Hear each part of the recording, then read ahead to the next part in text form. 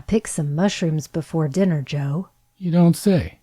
Mushrooms mean anything to you, Joe? Well, eat 'em on my steak when I'm out and the meat's not good enough as 'tis.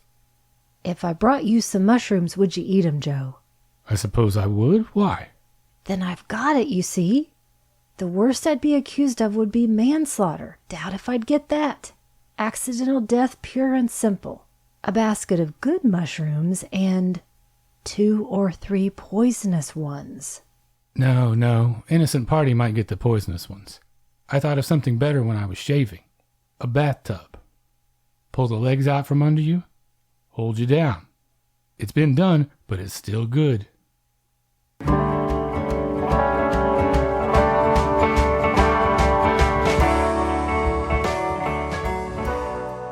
Welcome to the Magic Lantern Podcast, an ongoing informal discussion of the films we love and the things we love about them.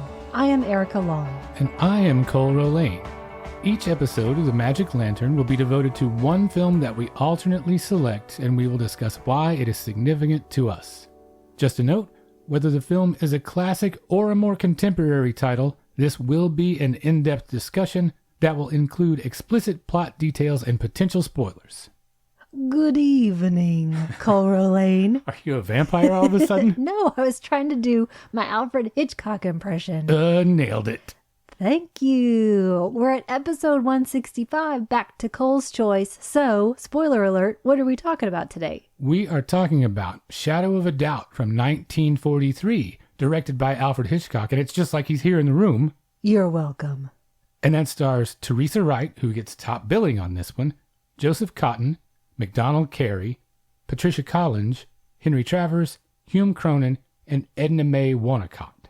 It's about a young girl who is excited that her favorite uncle is coming to visit, but that turns to apprehension and dread as she slowly begins to suspect that he may be the Merry Widow murderer who's being sought after by police.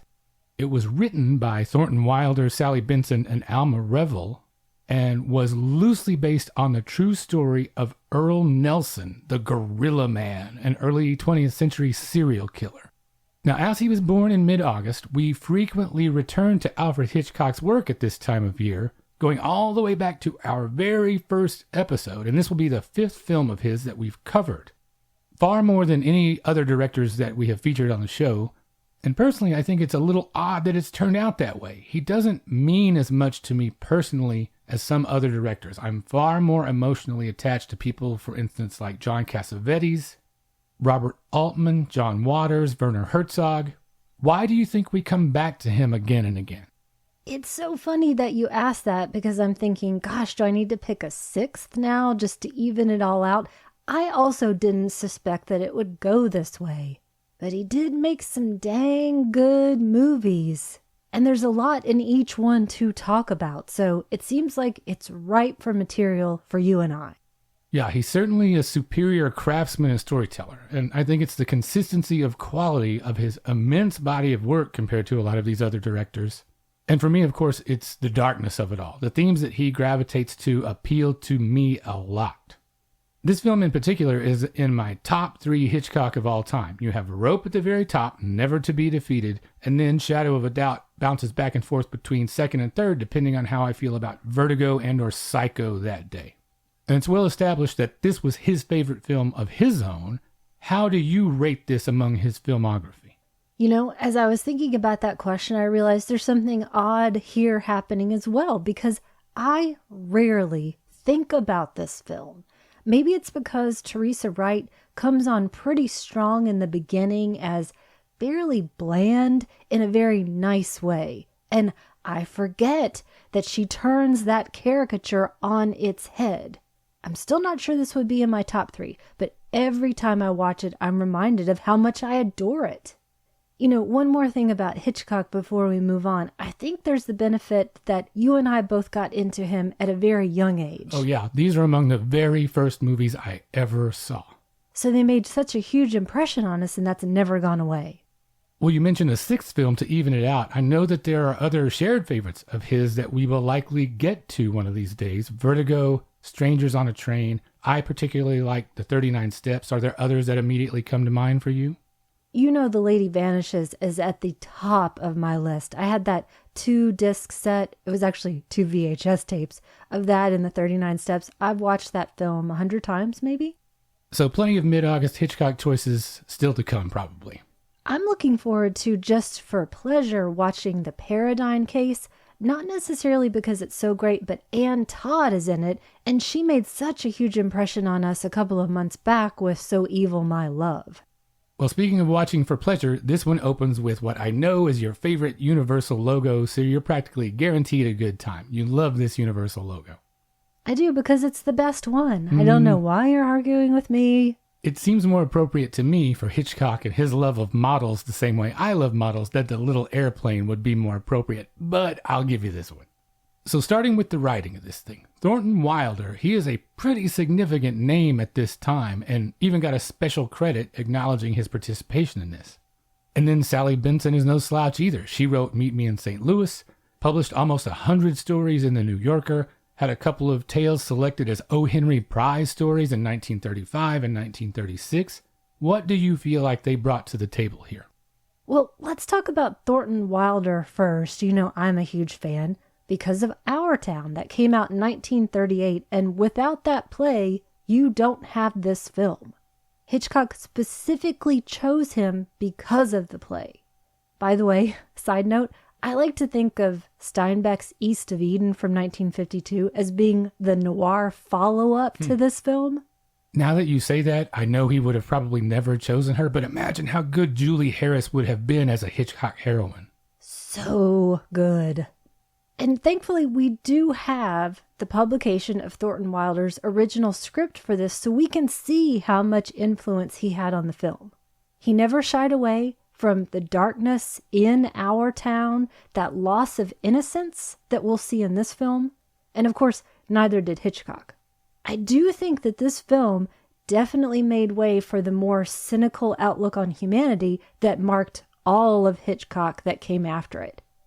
I like to think of Brandon and Rope as being the missing link to get to Uncle Charlie. I love that we open with life under the bridge on the wrong side of the tracks. It sets that amazing contrast against that waltzing upper class, that drunken Dmitri Tiomkin score.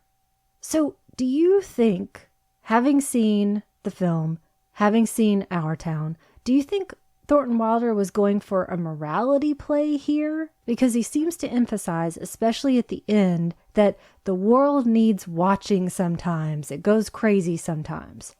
Or do you think he's more about exposing the psychopathic woman hater that is Uncle Charlie and suggesting maybe that's the norm? I think it's more the former. Knowing the general tone of his work, I would say he ultimately comes down on the side of order rather than chaos. Interesting. I think I'm with you on that. Yeah, I think he might have intended it to go a little farther towards that, and then Hitchcock undermined that with his contributions and the way he put the whole thing together. But what Wilder does bring to this, far and away, an unerring and very specific sense of Americana that is key to this picture. Small town life at that time, the nostalgia for the turn of the century, the trickling down of the Belle Epoque for the consumption of the average American household, all of that shows up here. And you're right, Our Town obviously echoes darkly throughout this whole thing. And it's funny, in my notes I had almost the exact same question for you with this. Is the resolution of this more Wilder than Hitchcock?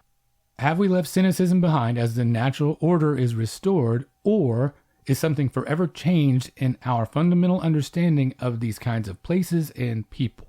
I think if you look at Charlie, that's girl Charlie, Charlotte, and Emily together, it's that bleak fate that I think women are facing. For future reference, for the rest of the episode, at least I'm going to try to, when I say just Charlie, I mean Teresa Wright, and when I'm referring to Joseph Cotten, I will say Uncle Charlie, just for clarity's sake. I think it's so funny when you look at all of the connections that seem to happen at that time, because Sally Benson wrote the screenplay for No Man of Her Own, which was based on the story by Cornell Woolrich, who also wrote Rear Window.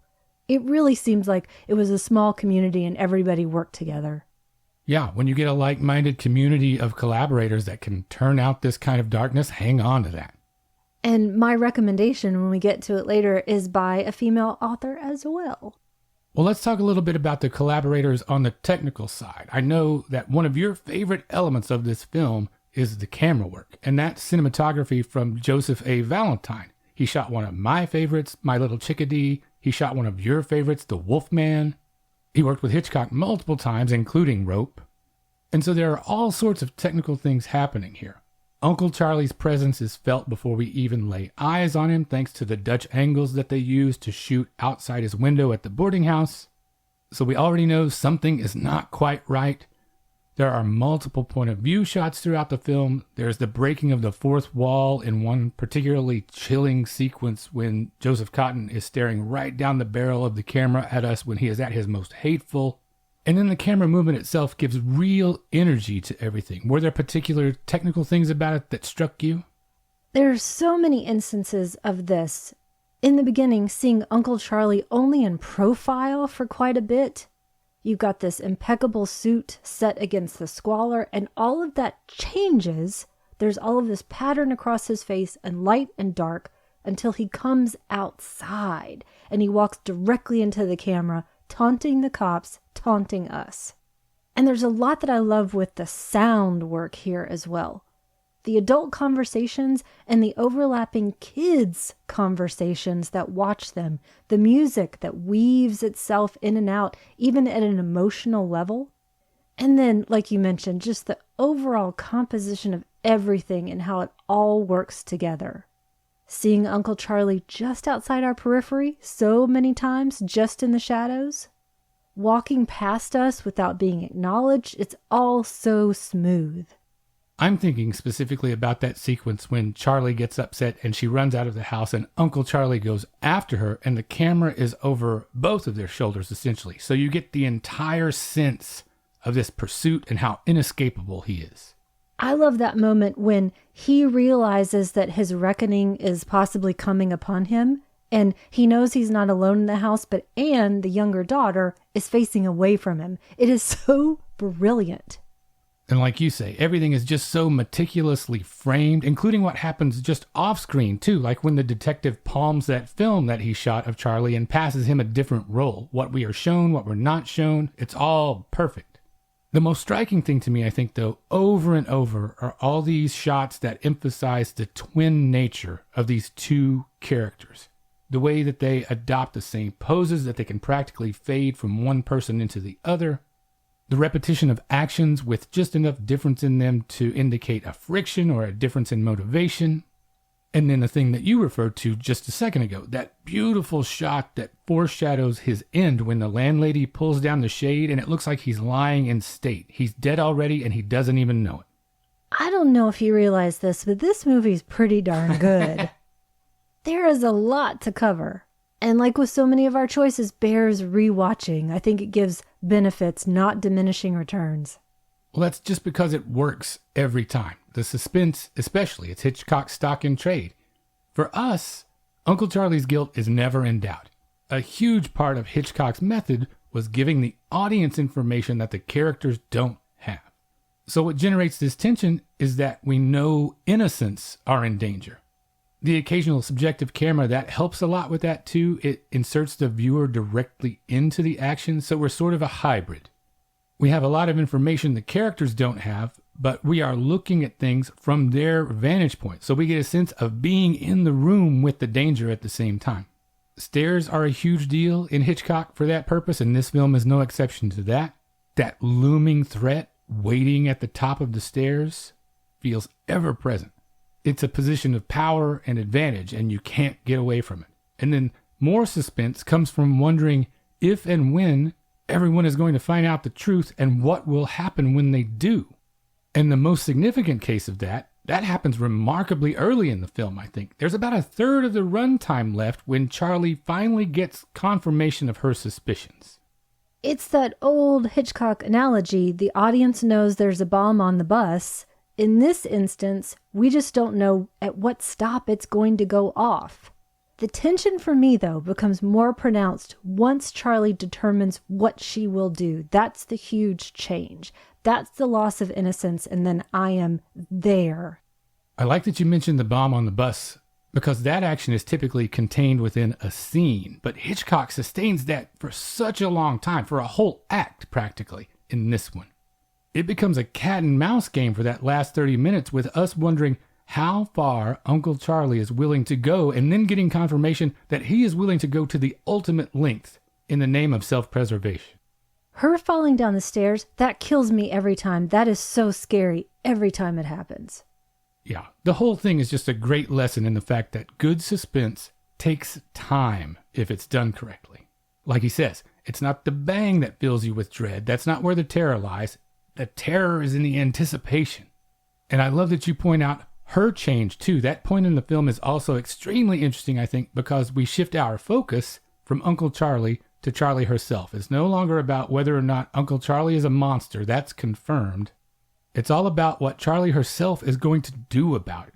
Will she reject the darkness in herself or align herself with it and its violence? How badly does she want to shake off these doldrums and leave behind boring normalcy? I vote you drop in a John Carpenter score on this film and you've got Halloween. You do have some similarities there with all the entrances and exits and back doors and stairways. There's a little bit of a physical layout resemblance to this house, to the Myers house. Yeah, all that stairwell use, and Charlie is a final girl. Well, meanwhile, detectives are on Uncle Charlie's trail, so it's time to go until the heat's off. And where better than the Norman Rockwell village of Santa Rosa? So, as we said, Thornton Wilder and Sally Benson were perfect compatriots to flesh out this version of small-town life that we find once we arrive there. Now, Rebecca was Hitchcock's first film for an American studio, but this really is what I would consider Hitchcock's first truly American film, or at least the first one where Americana was so essential to the story. You have Mr. and Mrs. Smith on one hand, you've got Saboteur on the other. Saboteur is probably closer to fitting that bill, but this is truly down-home, Main Street USA. Well, Saboteur with the World War element, I think it does make it more international. Yeah, that very specific white picket fence, nuclear family optimism is absolutely necessary as a contrast to the darkness that is pulling into town on that train. Dad at one point says, "I don't believe in inviting trouble," talking about the superstition of the hat on the bed. Well, guess what? Sometimes trouble invites itself. So we need this purity as an opposite force to that darkness, and we can argue about whether or not those are equal opposite forces. And most importantly, we need an ideal that can be undermined and corrupted. It makes me wonder if David Lynch has a real fondness for this film, because I think you can trace a straight line between Shadow of a Doubt and Blue Velvet, with both of them darkly insisting that something unsavory is going on just beneath the surface of these idyllic towns. Here's where I'm going to quibble with you just a little bit. Okay. Because what sticks out to me isn't that the town's underbelly is so seamy or disgusting. It's more that we as a society have to understand that nothing and no one is pure or innocent anywhere. Those bars aren't on the outskirts of town. They're not hidden. It's all there if you care to look for it. And we all know this. We wouldn't watch so many gangster films or noir that came after this if we didn't know it. We wouldn't read those murder magazines just like Herbert. Wilder and Hitchcock are just daring us to face ourselves. They had to know that at least some people in the audience listening to Uncle Charlie might be on his side sometimes. Well, I'm going to quibble back. I'm going to make one point that I think goes the opposite direction. Okay, hit me. Because with Blue Velvet, clearly that darkness, that criminal element, is part of the town as it exists now. Santa Rosa is so perfect, quote unquote, that it has to import that darkness. Nothing this evil exists there, but there are other insidious things, you're right, that are happening that I'll talk about. Gotcha. So a matter of degrees. The true evil doesn't live there. He begins to awaken it. And I really do think Hitchcock needed a perfect place like that, because that makes the disillusionment sting that much more. It's a steeper decline and therefore much more effective when the most pure and the most innocent are at risk of being defiled. And speaking of being defiled, the thing that stands out the absolute most to me every time I go back to this is how prescient this was on the true crime front. Uncle Charlie was obviously a serial killer before we even had the phrase. I mentioned earlier that it was based on the case of Earl Leonard Nelson. he was actually the first known American serial sex murderer of the 20th century. Yeah, his crime spree consisted of 22 known murders. Yeah, that's a number that wouldn't be eclipsed until 1971. Pretty crazy. And he crossed the U.S. and Canada. He was hanged in 1928. There's a fairly famous photo of him taken in jail where he is regarding his hands. Have you seen that picture? No, just the mug shots. It's nightmarish. It looks like he could kill with absolute ease. Now, Joseph Cotten is obviously much more charming and handsome, at least most of the time. And that's just another one of those things that this movie almost preternaturally understood. And I keep coming back over and over again to how on the money this was, particularly in a time where information about this sort of thing was relatively scant. It would be decades before the study of this type of criminal sociopathy would be available to the culture at large.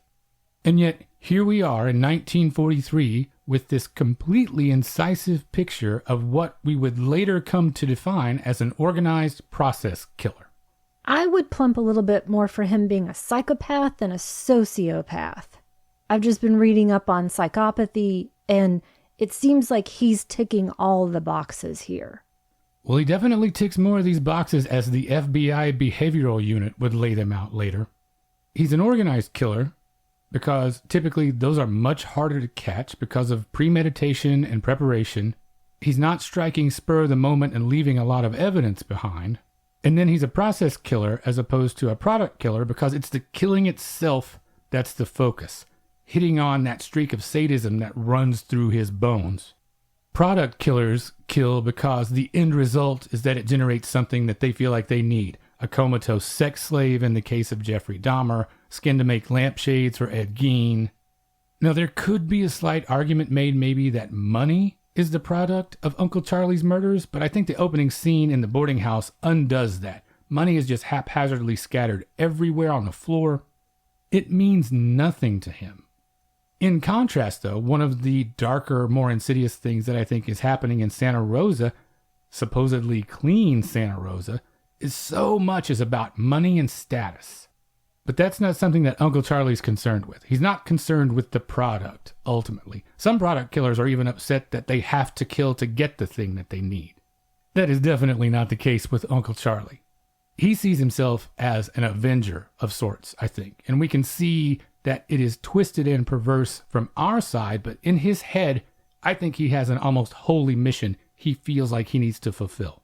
Well, we wouldn't get to the study of this kind of person for a while, but at the same time, there were tons of examples for those true crime magazines to capitalize on. And going back to Nelson for just a second, his victims were middle-aged landladies, but he used the guise of Christianity to make his way through these relationships. The ultimate exploitation of the pious and devout. Absolutely. And it's so interesting to me as well that we get this term psycho coming into the popular vernacular because of Hitchcock. I did learn recently psychopaths are not necessarily psychotic. So those pathologies do keep tracking because if you look at Psycho, he's got the mental disorder, he's got the abnormal thinking, and the delusions. But psychopaths are in touch with their own reality for sure. And it just keeps going on and on. There are numerous things that we would come to see regularly in the literature on this later. They recount Uncle Charlie's head injury as a boy and how it changed his entire demeanor. That happened to Nelson when he was a kid. Yeah, that's frequently pointed out as a causal link in these cases. Some studies show that serial killers routinely have a 20 to 25% chance of having had a serious head trauma in their youth. Now, this movie doesn't go as far as to point out any of the factors that make up the McDonald triad, which is the classic serial killer indicator triad. But I wouldn't be surprised to find out that Uncle Charlie had a history of cruelty to animals, minor arson, and or bedwetting in some combination. I would actually be pretty amazed if any of those details had made it into this film. I guess you can't have everything. But they got the narcissism of some of these characters definitely right. Often, these criminals will think that they are always the smartest person in the room. And sometimes they'll be right. But you'll see it time and time again in police interviews, interrogation videos. It's that kind of arrogance and overestimation of their own abilities that ultimately leads to their undoing. I would have liked to have seen that ending Psycho scene in this film instead. We didn't need it in Psycho to explain it to us, but it would be fascinating to see Uncle Charlie go up against the cops. Or a psychoanalyst. Yeah, in Uncle Charlie's case, we don't get that, but where it does manifest itself is in his speeches. These lengthy diatribes about the evils of the world and what should be done about them. These should be major red flags to anyone who is paying even the slightest bit of attention. And even smaller moments like going into the bank and talking about everything's a joke to me, he's constantly putting one over and laughing at everybody else. Can you imagine being a fly on the wall at his Santa Rosa Ladies Auxiliary speech? I would have loved to have seen what he said to them. Apparently it blew some minds and everybody was dropping panties. Yeah, he can't help but expose his true nature, and he thinks his cleverness will always save him in the end. And then there's the issue of trophies. We know now that the lure of keeping trophies from these grisly deeds is sometimes irresistible and a behavior very common to serial killers. So this ring that he gives to Charlie is exhibit A for that. When he says later that he got rid of it, you know that's a lie. He would never, ever do such a thing, even if it meant a much higher risk of getting caught. These mementos that take him back to these moments of brutality are integral to being able to relive that crime, which is something I am sure he does with great relish. I knew she would find that ring when she looked for it in his room. Basically, the serial killer boom in the 70s and 80s and all the literature that came from that essentially bears out just about every observation that they make here about Uncle Charlie's criminal behavior and motivations. It was incredibly forward-thinking in that regard, impressively so. Now, I need to ask your opinion about something I was watching. The other day, I watched a special feature on this, and there was an interview with Pat Hitchcock, who I have to say I grew to like more as an adult than as a young person on camera. Yeah, I typically enjoy her contributions quite a bit, actually. In this case, they were discussing, among other things, mother figures in her father's films. Now, she insisted that none of that was drawing upon his real life, that they were made up from the whole cloth of his imagination, that there were no real-life parallels and nothing personal made it into these movies. Do you have a one-word review of that statement? No, I've got a mini-word review of that statement, because I am inclined to kind of believe her, and here's why. Oh, come on. Okay. Because my one-word review was going to be bollocks. Will you tell me what you think first? Okay. I think, based solely on her own experience, it seems a little disingenuous or self-deluding at least, coming from someone who clearly had a surrogate character for herself in a number of her father's films. Strangers on a Train, Here, all these nerdy little girls are just analogs for Pat Hitchcock. So she's just lying to herself about herself even. Okay, here's where I'm going to maybe prove you wrong slightly. Because I think this has more to do with Alma Revel. She had so many contributions to every single one of his films. So I think it was her that was creating these parallels, maybe from her own life, from larger experience. I think she worked all of those in, and I think Hitchcock just went along with it. The fact that he appeared in all of these, that's just narcissism. Well, I admire you for trying, at least. Okay. I don't know that I completely buy it. I didn't bring you onto my side. Okay, that's fine. But since we're on the subject, let's talk a little bit more about family. So this is supposed to be representative of the nice, typical American family of the era. How do you think it does on that front? How do you feel about this family dynamic? I liked that they all turned out to be a lot more interesting than I first thought they were. What's crazy to me is how old everyone is in terms of age of parentage and then the children's ages. Yeah, I think it's accurate if American households at the time were presentable on the outside and then full of pockets of repression on the inside, which I have no problem believing. The parents are somewhat neutered and benign. Dad is doddering and fills his downtime with violent fantasies, and then it's hinted that mom is somewhat fragile. I don't think mom is so fragile. I think she just has a long memory and changed circumstances. She's got all of those family memories to contend with that might have included her little brother's bedwetting, arson, and cruelty to animals, possibly. And I think mom is aware of everything. I end up liking her the most. I just assumed that she always thought she had to protect the baby of the family, but it didn't quite work out that way. I really think she had to know there was something different about him from the start, even if she couldn't put her finger on it. Well, speaking of putting your finger on it, sex, or at least the specter of it, infuses a lot of these daily activities too, especially once Uncle Charlie arrives. You notice that Dad doesn't step all the way into his own daughter's room in the beginning until Mom arrives and enters first, almost like a chaperone is necessary. There can be no hint of impropriety in the best of families. Mom, meanwhile, she fawns over Uncle Charlie and especially laments his departure at the end, more like a lover than a sister, almost. Another huge age gap that seems just odd. And then there's Charlie herself. She is completely disillusioned and bored with the rhythm of daily life, ranting in her teen, angsty way about the life that's been assigned to her mother, dinner, then dishes, then bed, and how she never wants that for herself, and I don't blame her one little bit. I am well past my teen angst years, at least chronologically, and I don't want that either. It sounds like a fate worse than death to me. And then looking at where we are in American history, we are seeing the last, I think, of this type of optimism and ideal family with the end of the war and the return of those servicemen. Things are about to change considerably, and trust in truth, justice, and the American way, all capitals, will steadily decline post-war until the Kennedy assassination finishes that off for good.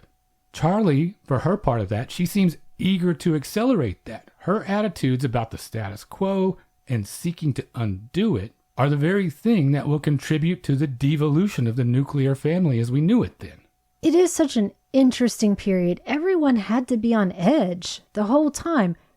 The parents have lived through World War I. They've got to be relieved that their youngest son is too young to get drafted and that Charlie is a girl. They got through the worst of the Depression, but they're at this tipping point that they don't quite understand, and there are still a few more war years in front of them. I do love that what Charlie carries inside her has her lean into that more than be afraid of it. That unsettled feeling, that feeling of not being on firm footing in our status in the world, how the war is going to turn out. She is craving even more instability, at least in the beginning. She says that Uncle Charlie, he will shake us up. Absolutely correct. And then follows that up by saying that he will save us. Maybe not so correct. It's like her wish for a life free from dull routine. She may end up getting more than she bargained for. And things like this always make me come back to this point. What is wrong with us as humans vis-a-vis the wish thing? I am always perplexed at the monkey's paw type self-punishment that we build into that sort of thing. We made up the idea. We made up the concept of wishing. We could have made it anything we want, but the one thing that we all know is to be careful what you wish for. The psychology of that astounds me. Let me tell you about a little thing called the Matrix. But I digress. Yeah, she doesn't know that she's asking to actually take charge of her and her family's life. She's about to graduate to the big leagues, and this is without going off to college or getting a job, which could be options for her. Well, her intuition that she and her uncle are similar, it implies to me that she knowingly carries a darkness also, because she's right about that. Yeah, you don't lay in bed in the dark, in my case listening to Desperado over and over again, without realizing that you have some darkness in you. In this case, they are clearly more than just uncle and niece. Do you think when he slips that ring on her finger that the audience at the time had an involuntary shudder there? Because there's clearly a sexual component to their feelings. And I think that actually extends to every female character we encounter over the age of 10. I think you're totally right. And I actually was reading through some other notes and I misread it as Uncle Charlie asked Charlie to marry him. And I could actually totally believe that. On both sides of that equation, the audience had to notice it. Teresa Wright is breathless. She backs up against the wall coyly. She does the same thing with Jack. She has the same mannerisms, fiddling with the gloves or with her hands behind her back. And Uncle Charlie is closer to her age than anyone else except for Jack. And it makes me shiver. I don't know about you. It fills me with anticipation, to quote Rocky Horror. Good job. He's just so charming and so undeniable in his presence. And he can certainly speak the language that's common around Santa Rosa dinner tables. He has this effect on everybody. You watch these interactions. That first dinner, he comes bearing gifts. So obviously that's his way in, as if he needed one. Second dinner, you have all this talk about financial plans. So he is trying to fit into the community in the way that they interact most with each other. Yeah, their literal currency, what they value. And then that third dinner, that's when he's gotten a little too comfortable. That's when he unleashes this monologue about wives, widows, useless women, to which Charlie responds, "They're alive, they're human beings." "Are they?" he says. I love this scene so much. It's one of the most iconic and chilling cinematic speeches I know. So, does our mood as the audience change how we hear it? And by that I mean, sometimes do we think people in general are pigs? I'm not talking about women. I'm not talking about the women hating. But sometimes we would be happy for them to be disposed of. And then maybe sometimes not. So I think what you're saying is, if Uncle Charlie slipped that ring on your finger, it's yes, yes, yes. Sometimes we all go a little mad, right? I think it's true. I think that thing that you were saying about audience members sitting out there in the dark, agreeing with at least some of this, maybe in some cases all of it, so watch out for those guys. I don't think that was a rare occasion. I know there are definitely things that I feel a kinship in what he's saying. The world's a hell, so who cares what happens? I feel that sometimes. You had me right up until the very end. You know, you could say that about some of his speeches. It's similar to The World's Greatest Sinner in that way. And it Timothy kind of Carey, is. I agree with about 60% of what he says, 60% of the time. Well, on the flip side of this darkness, let's talk about something else here. Like most of Hitchcock's films, this is shot through with some brilliant dark humor as well. Just the word choices are noteworthy in that regard. "Thanks most awfully" is the response to the telegram announcing Uncle Charlie's arrival. And then "I love you terribly" is something that she says later as well. These adverbs are so perfectly chosen. And then Hume Cronyn as Herbie, Dad's friend, and their obsession with murder. Murder, that's just your father's way of relaxing. What wish fulfillment do you think is happening here? Does Uncle Charlie represent the life that these two men wish they had enough nerve to pursue? I wonder if it's going back to Butch and Sundance. Is it the love of the outlaw and getting away with it sometimes? Because I have heard this so many times in real life that murder is a pastime. It's a main form of entertainment in so many households, including this one. Yeah, true. Dad does make clear, we're not talking about killing people. Herbie's talking about killing me and I'm talking about killing him. There is a dividing line very clearly in his mind there.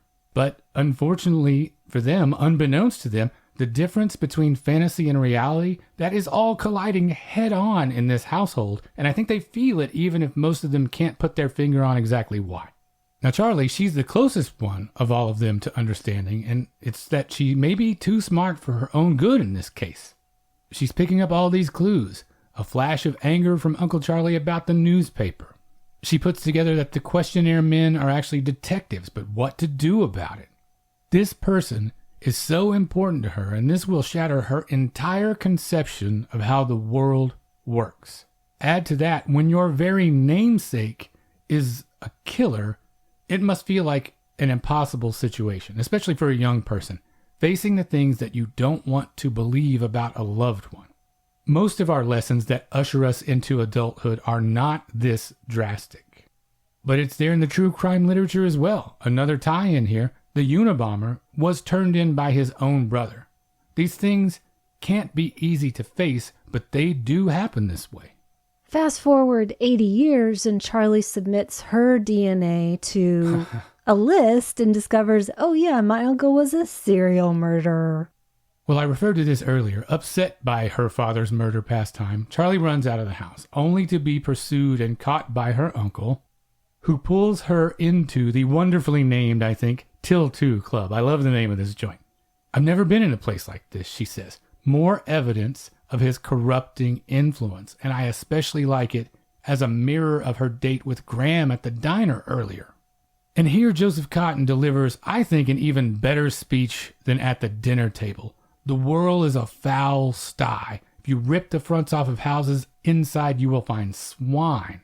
Man, those are two great speeches. I don't know which one's my favorite. They're both incredibly good. Well, the irony about Uncle Charlie's speeches is actually that he is the animal. He is the one completely ruled by his darkest, most savage impulses. But all of that is kept for the most part, unless you are one of these unfortunate widows, under this smooth veneer. And this final appeal that Uncle Charlie makes to her is a perfect example of that. It is masterful. The same blood flows through our veins, Charlie. That has to hit her where she lives, because in her heart, she suspects it might be true. He hints at suicidal thoughts. He asks for help, essentially admitting to the whole thing. Then, though, word comes that the police have their man, they think, and so now Uncle Charlie is going to stay. But proving that he is at least partially right about their shared nature, she threatens to kill him herself, and that's a shocking moment, or at least it should be. Was it to you?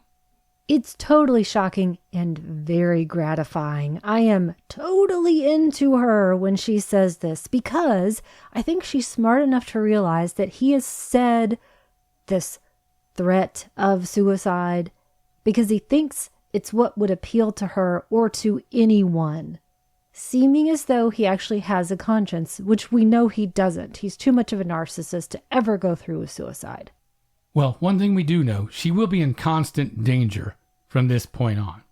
And Uncle Charlie does acquiesce eventually and decides to leave, but only after trying to kill her twice. So she puts on her most funereal dress and goes to see him off at the station with the rest of the family. This is now his last chance to make this look like an accident. So his desperation is at a peak. I gotta say, I am still surprised that he goes for it, because I think she could be trusted not to say anything. And he's got Mrs. Potter waiting for him, so he could get away scot-free. Well, the tables are ultimately turned, as we know, and he falls into the path of an oncoming train. Now, crucial to our understanding of the film, I think, is the question, did she kill him, or do you consider this an accident?